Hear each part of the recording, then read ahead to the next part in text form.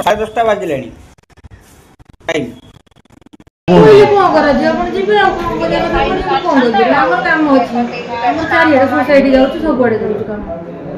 ଆପଣ ଯଦି କହିବେ ଅଫିସ୍ ଖୋଲି 12 ଘଣ୍ଟା ବସିବୁ 8 ଘଣ୍ଟା ସେମିତି ହେଇପାରିବନି ଆମ କାମ ହେଇପାରିବ ଠିକ୍ ଦେଖନ୍ତୁ ଆମ କାମ ସେଇଟା ଆମେ ଅଫିସ୍ ଖୋଲିକି ବସିଲେ ଆମ କାମ ହେଇପାରିବ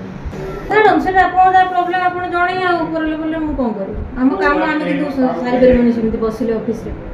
ଆମେ ସାରିପାରିବୁନି ଆମ କାମ କୌଣସି କାମ ରିପୋର୍ଟ ଲେଖିପାରିବୁ ନାହିଁ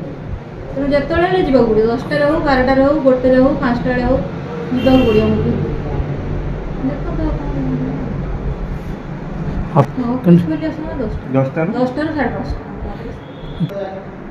ଆପଣ ଭାବିବେ କେଉଁ ଜିନିଷ ଠିକ୍ ଆଉ ମୁଁ କ'ଣ କରିବି କିନ୍ତୁ ଆମେ କାମରେ ଯାଉଛୁ କାମରେ ଆସୁଛୁ ଆମ କାମ ଯିବାକୁ ମାନେ ଆମର ଅଫିସ୍ ବନ୍ଦ କରିବାକୁ ପଡ଼ିବ ଅଫିସରେ ଆଉ କ'ଣ କି ଷ୍ଟାଫ୍ ନାହାନ୍ତି ଅଛନ୍ତି ଏଆଇ ମ୍ୟାଡ଼ାମ୍ ଅଛନ୍ତି ଆଚ୍ଛା ସିଏ କ'ଣ ଖୋଲି ପାରିଥାନ୍ତେ 10ଟା ବେଳେ ହଁ ସେ ଖୋଲିପାରିବେ କିନ୍ତୁ ତାଲା ପଡ଼ିଥିଲା 10ଟା ବେଳେ ଦେଖନ୍ତୁ 5ଟା ଆମର ସୋସାଇଟି ଅଛି ସୋସାଇଟିକୁ ଆମେ କହିଦେଇଛୁ କେଉଁ କାମ କେତେବେଳେ କି ବାଟରେ ଆସୁଛୁ ଗୋଟେ ଇନକ୍ୱାରି ରହିଯାଉଛି ଆସିକି ଖୋଲିକି ଅଫିସ୍ ତାପରେ ଇନକ୍ୱାରି ଯିବା ସେଇଟା କେତେ ଦୂର ନା ଅଫିସ୍ ତ ଖୋଲିବାକୁ ପଡ଼ିବ କିନ୍ତୁ ଲୋକ ତ ଆସିକି ପହଞ୍ଚିକି ଲୋକ ଫେରିବେ ଲୋକଙ୍କର କହୁଛନ୍ତି କମ୍ପ୍ଲେନ୍ ହେଲେ 10ଟା ବେଳେ ଆମେ ଆସିକି ଖୋଲିବୁ ତାପରେ ପଳେଇଗଲେ ଇନକ୍ୱାରି ପାଇଁ ଚଳିବ ନା ଆମ କଥା ଆମ କହିବା ଅନୁସାରେ ନିଶ୍ଚିତ ଭାବେ ଏଇଟା ଗୋଟେ ନିନ୍ଦନୀୟ କଥା ତ ଯେହେତୁ ଅଭିଯୋଗଟା ମୋ ପାଖରେ ବିଗତ ଦିନରେ ଥିଲା ଏବଂ ମୁଁ ଆର୍ଆଇଙ୍କୁ ବହୁତ ବିଗତ ଦିନରେ ତାଗିଦ ବି କରିଛି ଆଉ ଏଇଟା ଯେ ମୁଁ ହାୟର ଅଥରିଟିକୁ ଏ ବାବଦରେ ନିଶ୍ଚିତ ଭାବରେ ଜଣେଇବି ଏବଂ ସେ ତାଙ୍କ କାର୍ଯ୍ୟାନୁଷ୍ଠାନ ଯାହା ନେବେ ଆମେ ସେଇ କାର୍ଯ୍ୟାନୁଷ୍ଠାନକୁ ସ୍ୱାଗତ କରିବୁ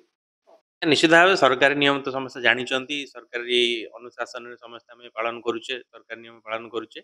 ନିଶ୍ଚିତ ଭାବରେ ତାଙ୍କର ସ୍ୱତଃପୂର୍ତ ଭାବରେ ଏଇ ସବୁ ସରକାରୀ ନିୟମକୁ ପାଳନ କରିବା ଆଉ ସମୟାନୁବର୍ତ୍ତିତା ଅବଲମ୍ବନ କରିବା ଏଇଟା ତାଙ୍କର ନିଶ୍ଚିତ ଭାବରେ